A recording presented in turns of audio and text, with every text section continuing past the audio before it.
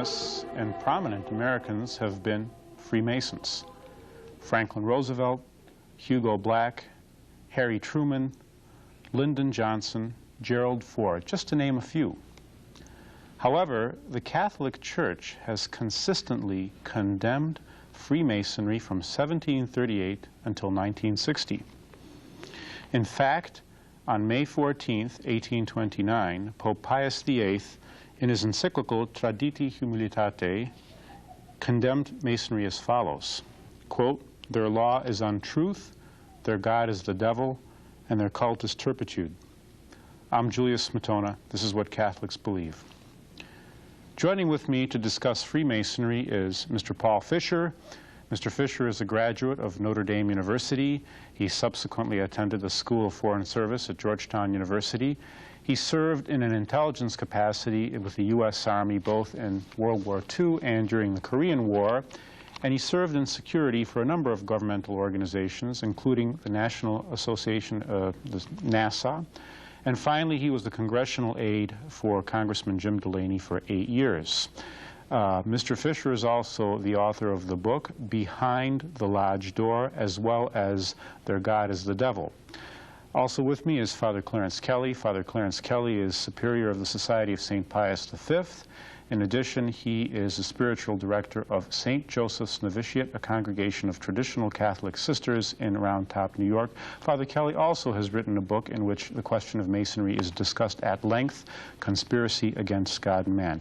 Mr. Fisher, welcome to What Catholics Believe. Thank you very much. Nice being here. Mr. Fisher, I have a question. You know, when one hears this condemnation of Masonry in such strong and to our ears almost fanatical language, it seems almost incongruous when I think the public perception of Masons are people who support and promote hospitals for crippled children. They promote very benevolent and social functions and the circus and so on and so forth. You read this seems almost crazy. Well, I hope it isn't fanatical. I think everything's backed up by documents largely from Masons themselves.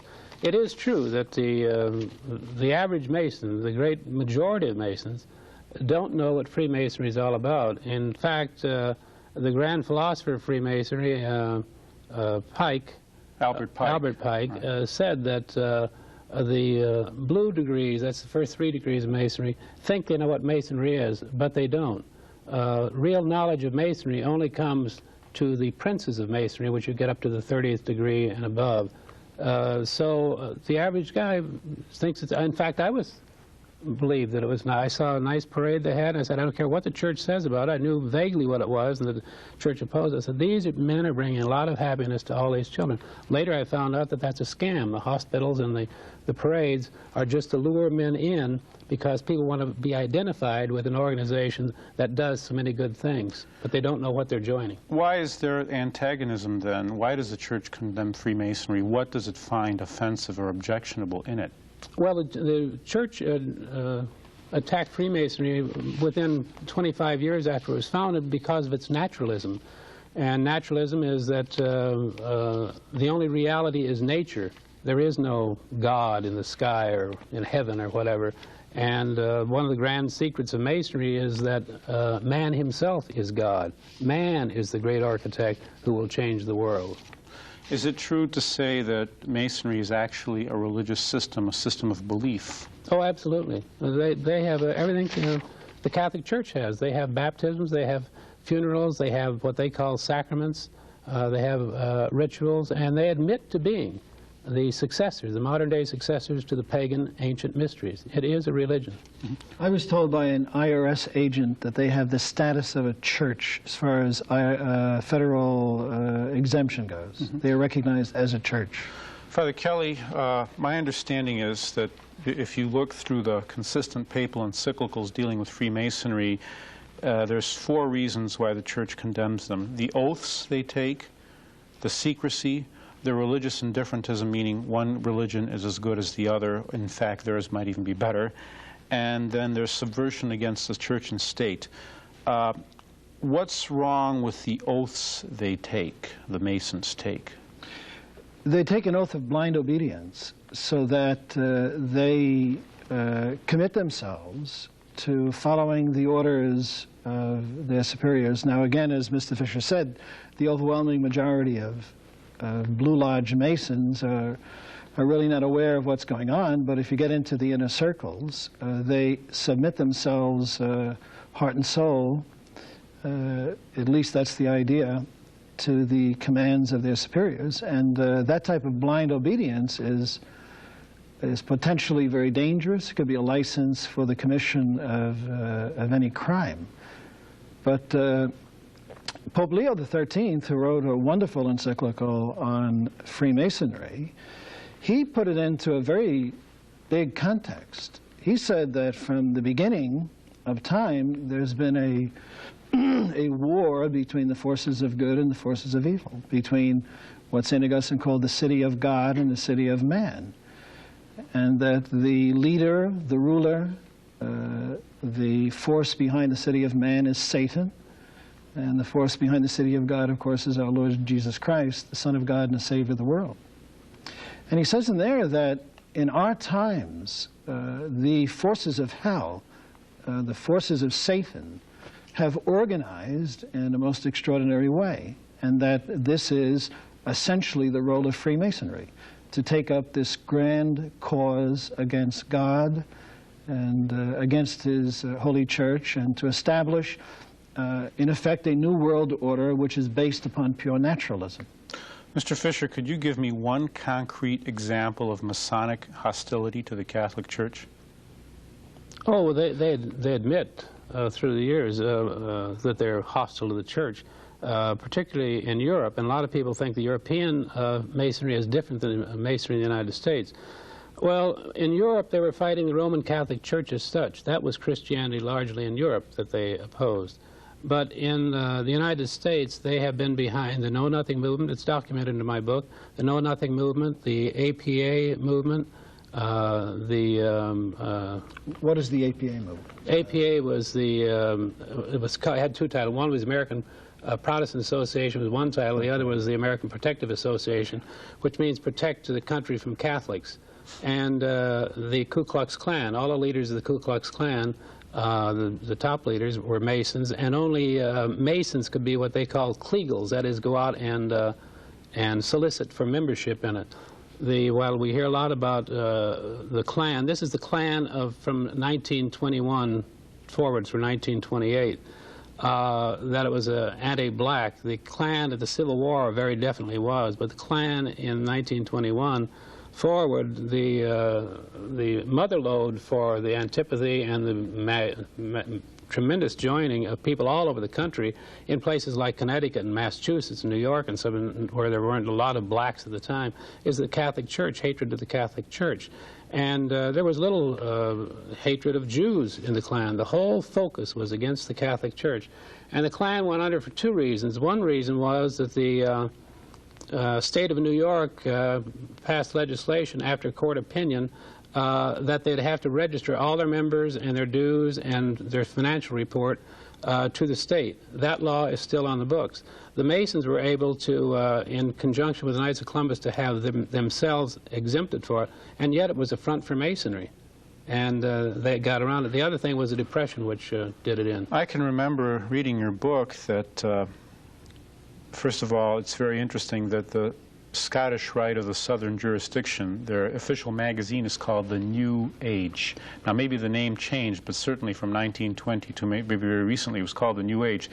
I recall that during the 1950s, they said we have much more to fear from the Catholics than from the Soviets. Now, this is really striking because the 1950s was the big scare, you know, the House Committee on American Activities and so forth. Do you think this is a fair view, that the Masons were very much afraid of this becoming a Catholic country, of having a Catholic president and so on? Oh, clearly. They many quotations in the book about opposing anything Catholic. I think the first major candidate they attacked, well, of course, Al Smith.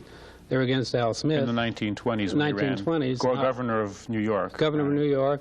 And the thing about Al Smith people forget, but Jack Kennedy, or actually John, his campaign manager from Connecticut, whose last name escapes me, did a study and showed there was such a thing as a Catholic vote, because in the two preceding elections for president prior to Al Smith, the Republicans really wiped them out. But Al Smith got almost twice the number of votes as the two preceding Democratic candidates. So that proved there was such a thing as a Catholic vote. And Jack Kennedy rode into the White House on such a vote.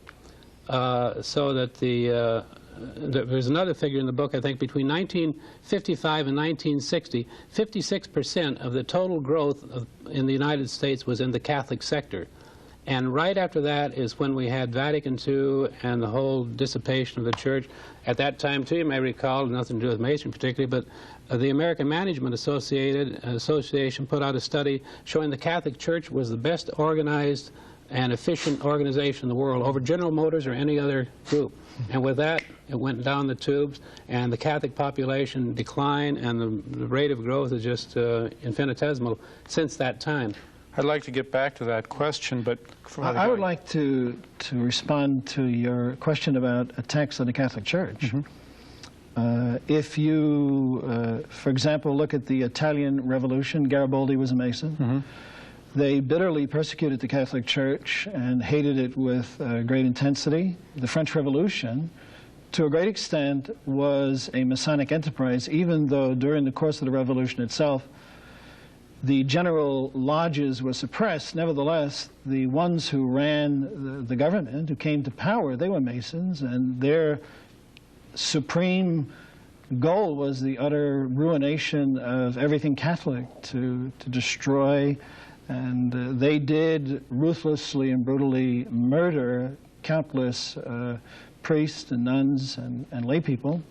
There was one that even had a program for the depopulation of France, where they conceived of the possibility of solving unemployment by killing 1/3 of the French population. It's incredible. You know, let's turn our gaze onto the United States. You kind of alluded to my earlier question I have in mind. There's a general perception amongst some who are fearful of Masonry that would say, well, yes, European Masonry is somewhat malignant. But certainly that's not the case in the United States. Let's turn our gaze in the United States in the 19th century. Well, that's why I started to say, and I didn't articulate it well, was that their known opponent in Europe was the Roman Catholic Church. In the United States, it was general Christianity, but they knew that the Protestant and the Catholic, you had a division right there. So they got Protestants in the United States, by and large, to work up this hatred against the Catholic Church. And the Know Nothing movement, one of the famous riots was the Philadelphia riots of 1840, something like 1846, 48, where actually during that riot they lined up a cannon in front of the Catholic Church, St. Philip's, and fired the cannon right into the front door of the church. And they insisted they had to investigate churches because they were hiding weapons in the basement of the churches. A famous columnist, a well-known columnist, who was writing well into the 60s, I believe, Lowell Mellett, did a piece in The Nation magazine in which he supported that idea. He was talking about the Klan, and he was the one who talked about there wasn't much mileage among the blacks or the Jews. The mileage was in the hatred of the Catholic Church. And he indeed endorsed it. Here's a major columnist. He endorsed that idea of not attacking the Masons for what they were doing in the Catholic Church, but they were right. We should go into the basements of every church in the United States and see if they have guns. There's an idea that they were circulating that they were training an armed force to take over this country militarily, you know, under the Pope's command. You're watching What Catholics Believe. We're discussing Freemasonry. Mr. Fisher, the main point I'd like to get to is the profound social change which took place in the United States during the 1930s and 40s, and we feel its effect today, namely the whole church-state question. You dealt with the fact in your book that on 3 separate occasions, at least, the United States Supreme Court declared that the United States is a Christian nation, all right? During the 19th century, it was not unusual for the federal government to give money to churches, even the Catholic Church, to help establish schools, to help establish missions. This was not unusual. Prayer in school was almost a norm. Bible reading was the norm. Then all of this changed. Perhaps you could just tell us a little about the religious spirit in this country in the 19th century, and then get us into the 1930s with Hugo Black and Franklin Roosevelt and the court-packing scheme. Well, the Christian religion in this country was accepted as being the established church. And when they say that when the Constitution was adopted, a wall was erected separating church and state, was totally wrong. Immediately after the First Amendment was approved, one of the first acts they did was appointed chaplains to the Congress, the House and the Senate. James Madison, whom they give credit for writing the First Amendment, which he did not, was in the Congress. He was shown on the quorum calls as being present. He did not object to it. He later admitted he was present when this happened. But almost immediately afterward, there was three major acts passed by Congress to give funding to the Indians, to convert the heathen Indians, I think it was worded, to Christianity. There was another legislation which was prior to the Congress being established. It was the Continental Congress we're operating under. But in the new Congress, the Northwest Ordinance provided funds shall be provided for schools to teach morality, because you just can't operate a government without having sound moral principles based on Christianity. And President proclamations about Thanksgiving have gone all through the history of our country. George Washington's farewell address said, we fool ourselves if we think we can have morality without religion. You had inaugural addresses of the presidents, almost without exception, with one exception would be Thomas Jefferson, mentioned Almighty God, or Jesus 3 times. Christianity was indicated by the presidents in their inaugural addresses as being the religion of the United States. Abraham Lincoln was the one, William Henry Harrison, John Adams, all mentioned, but all of them mentioned Almighty and so forth. So Christianity was generally pervaded the country, and certainly not the Catholic religion, but largely general Protestantism was effective. One of the famous jurists was Justice Story, appointed to the Supreme Court by Mr. Madison. And he clearly said that Christianity is what's intended to be protected by the First Amendment. So he had a whole range of history behind this being a Christian nation. Then in the 1940, the court became dominated by Freemasons in ratios of 8-to-1, 5-to-4 to 8-to-1, up through 1941 through 1971, a 30-year period when the Masons sat on the court. Why don't you explain to us their attitude toward education? I understand that they couldn't stand the idea of giving tuition credits to Catholics so they could attend parochial schools, and they wanted to make sure that public education, in their words, was non-sectarian and was devoid of any relationship to God or religion. Well, you see, up until pretty much the GI Bill of Rights following World War II, actually during 1944 it passed, education was a state matter. The federal government got into it with the GI Bill of Rights. And when the GI Bill of Rights was on the floor of the House, 85% of both the House and the Senate are lawyers. Not one raised the question about this being contrary to the Constitution. Indeed, Senator Morse, Wayne Morse of a western state, Oregon? Oregon, yes, right. He was dean of the law school of Oregon, law school. He did not raise the question. The specific question was asked on the House floor, well, supposing one of these returning veterans wants to attend a seminary, a religious seminary, was that covered by the legislation before us? They said, yes, as long as the seminary is legitimate, not a fly-by-night organization. So that legislation passed, and indeed returning veterans did go to seminaries, became priests and ministers and rabbis. The following year, other legislation came to the floor, and it was designed along the lines of the GI Bill. Now, state constitutions have prohibitions on giving any aid to parochial school, religious institutions.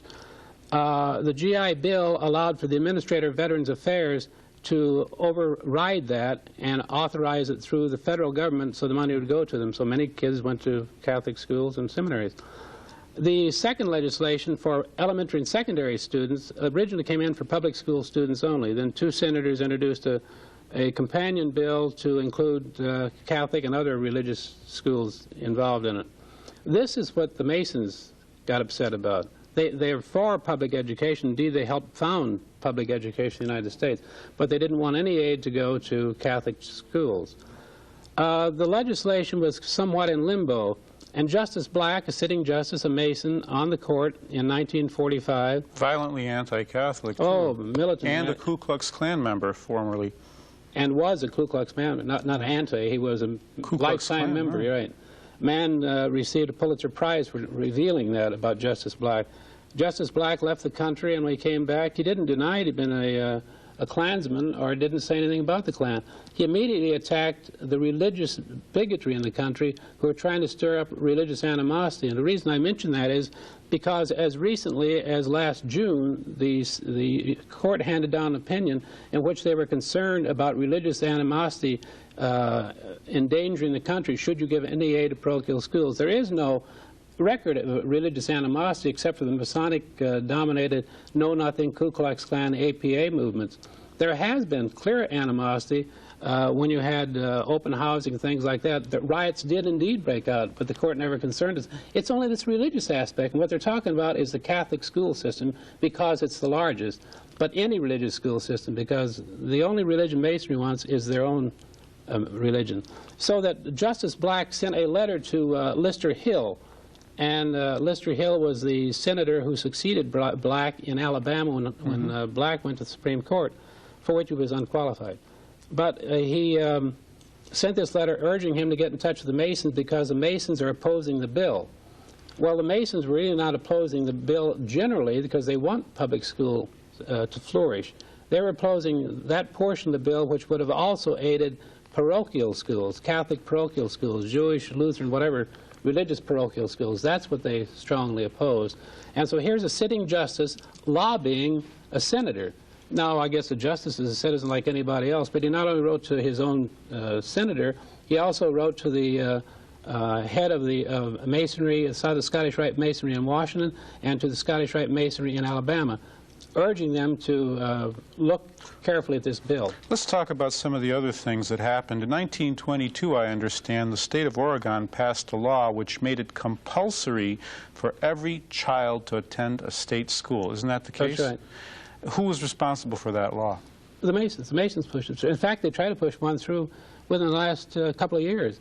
But it was destroyed on its prima facie because there had been this Somebody versus Society of Sisters, I forget the exact title of it. That was the key decision, where it says that the basic thrust of the court's opinion then was the child does not belong to the state. He belongs to the parents, and they could educate that child in whatever manner they want. How is this? Here we have a secret society, which is what it is, an ancient secret society, which has such power that presidents of the United States to curry favor join it, that they have a tremendous influence over the Supreme Court, they have a tremendous impact on Congress, and yet there's nothing about it in the newspapers.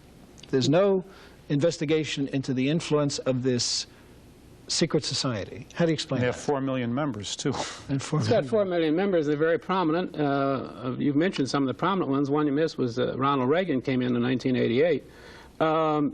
Is it because of their power? It's done because of their power, because a lot of the press are members of the of Masonry.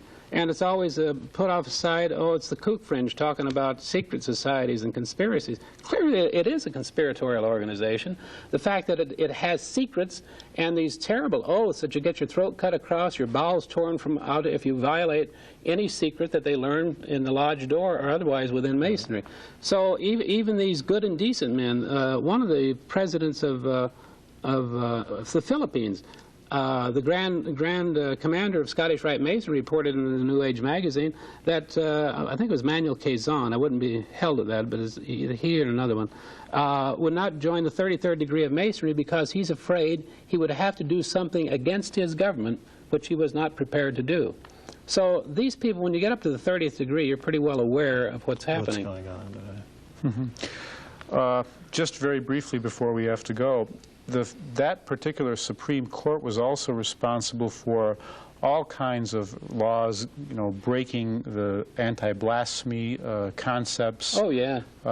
It changed the whole orientation. That's kind of the whole Christian orientation is kind of just destroyed. As a result of Masonry. By Masonry. Right. You've been watching What Catholics Believe.